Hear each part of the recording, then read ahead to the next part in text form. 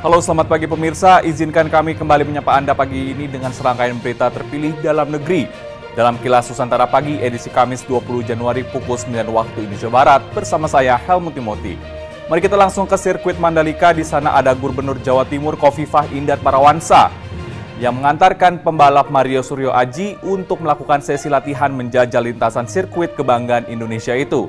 Ada juga kabar baik dari kantor Kecamatan Pontianak Utara yang menginisiasi pembuatan dokumen administrasi kependudukan gratis untuk warga kurang mampu dan berpenghasilan rendah. Upaya pemerintah dalam memberikan pelayanan kepada masyarakat juga dilakukan melalui literasi inklusi sosial oleh Dinas Kearsipan dan Perpustakaan Daerah Provinsi Bangka Belitung.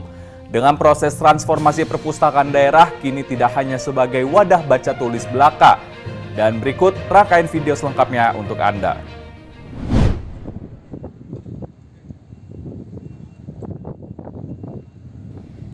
Gubernur Jawa Timur Khofifah Indar Parawansa mengantarkan langsung putra daerahnya untuk berlatih memulai debut pertamanya pada ajang Moto3 2022 di sirkuit Mandalika, Nusa Tenggara Barat pada Rabu 19 Januari. Mario Suryo Aji, pembalap Honda Team asal Indonesia, siap untuk menjalani uji coba lintasan serangkaian dengan tes pramusim dan gelaran MotoGP pada 13 Februari dan 18 Maret mendatang. Pembalap jebolan Asia Talent Cup ini akan menjadi satu-satunya pembalap yang akan mewakili Indonesia pada 21 seri balapan di 16 negara untuk Grand Prix 2022. Khofifah Indar Parawansa berharap Mario Aji akan mendapatkan panggung sendiri di sirkuit Mandalika karena menjadi tuan rumah pada putaran 2 setelah balapan di sirkuit Losail, Qatar. Hal ini pun menjadi kebanggaan yang harus didukung, mengiringi hadirnya sirkuit Mandalika yang kini menaikkan pamor Indonesia di mata dunia. Mandalika ini menjadi bagian penting untuk bisa menjadi penampakan suksesnya Mario dalam perhelatan berlaga di masa-masa yang akan datang. Saya rasa itu bagi kami warga Jawa Timur tentu kebanggaan luar biasa bahwa seorang Mario terlahir di Magelang, Jawa Timur. Dan bagi bangsa Indonesia ini adalah aset yang luar biasa. Cantik dan layoutnya juga interesting, banyak corner speed. Salah satu sirkuit yang karakternya Mario suka. Sebagai pembalap muda yang akan mewakili Indonesia, Mario Aji menyatakan akan berusaha keras untuk tampil terbaik di seri Moto3 sehingga dapat menjadi juara mengharumkan nama Indonesia di kancah dunia. Dari Lombok Tengah, Nusa Tenggara Barat, Kusnanda, Kantor Berita Antara, mewartakan.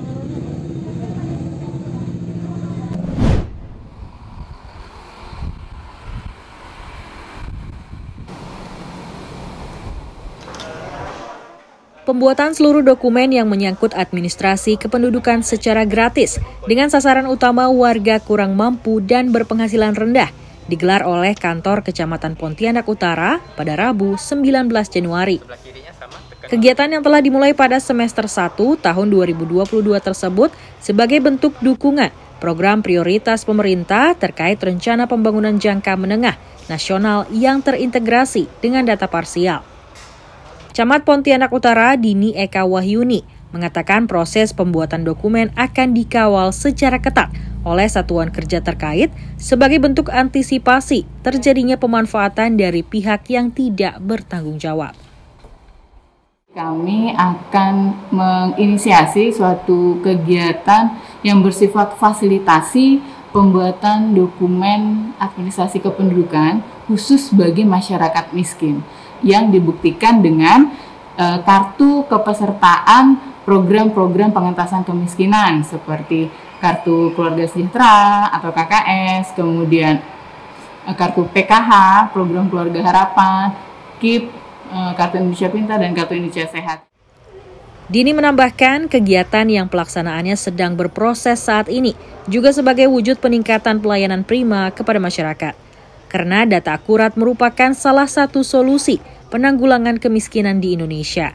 Melalui data tersebut, seluruh program bantuan pemerintah akan terdistribusi dengan baik dan tepat sasaran. Dari Pontianak, Kalimantan Barat, Indra Budi Santoso, Kantor Berita Antara, mewartakan.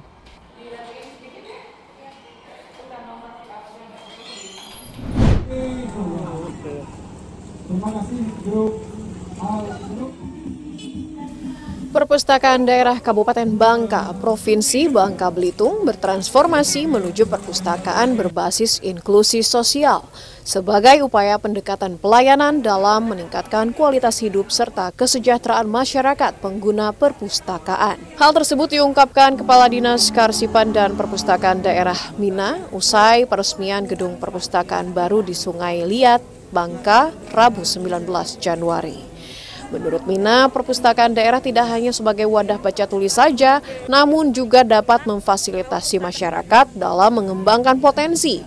Dengan mengacu pada keberagaman budaya, kemauan menerima perubahan, serta dapat menawarkan kesempatan berusaha, melindungi, dan memperjuangkan hak asasi manusia. Tapi sudah bertransformasi atau berinklusi sosial, terampil menulis. Jadi kami di sini di Pusda ini siap untuk melakukan pembinaan ya dan juga pelatihan kepada anak-anak kita atau masyarakat yang ingin menjadi seorang penulis. Ya, jadi kami siap dan langsung nanti penerbit Pak. Jadi kita mengikuti penerbit. Jadi buku sudah diciptakan, dibuat, ditulis dan langsung nanti kita hubungi penerbit untuk menerbitkan buku tersebut. Jadi langsung bagaimana cara pemasarannya juga. Jadi siap kita bantu di sini.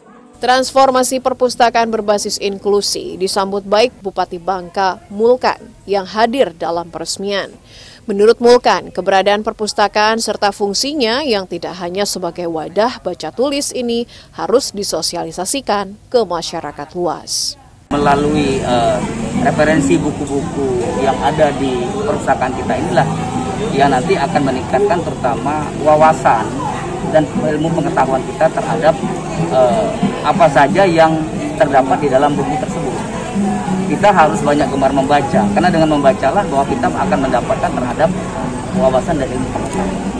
Hingga saat ini, Perpusda telah memiliki 18.000 buku, 2 ruang koleksi buku, 1 ruang referensi, 1 ruang anak, 1 ruang bedah buku dan film, serta ruang-ruang lainnya yang dapat dimanfaatkan masyarakat Kabupaten Bangka. Dari Kabupaten Bangka, Bangka Belitung, Merianti, Kantor Berita Antara, mewartakan.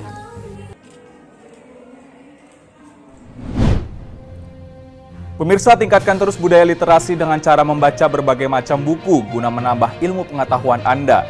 Selain itu, jangan lupa untuk menambah asupan informasi dengan menyaksikan Antara TV melalui kanal UCTV, YouTube Antara TV Indonesia, dan laman antaranews.com. Kami akan kembali dalam Kilas Nusantara siang pukul 13 waktu Indonesia Barat. Terima kasih dan sampai jumpa.